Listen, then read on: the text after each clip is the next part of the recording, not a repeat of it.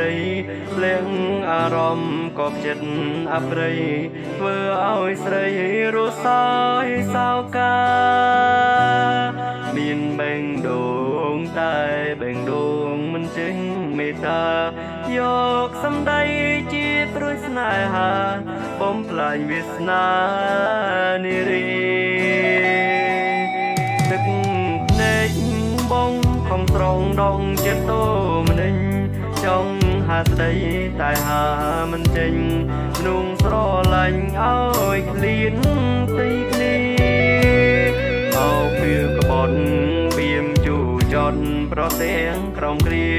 ហើយដោយយើងមិនបានជួបគ្នា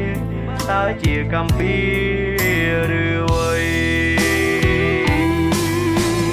ក្នុងលោកនេះប្រហែលមានតែប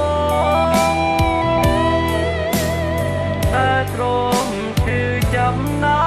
ចរណៃអបមុខបនប្រត់មនុងស្រឡាញ់ទើបស្អីប្រត់ព្រួងអនាគតស្រីឲ្យអូនគឺចាំមួយគ្រាឌីលចុងបាស្នួនយល់ថាបងសាវ៉ាតែចាំប្រាប់នៅក្នុងលោកាថាប្រងម្នាក់នេះស្មងអូន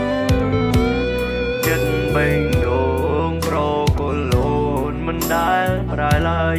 តែសំពិនចិនស្មោះត្រានត្រើយប្រត់មួយគ្រាហើយព្រោះ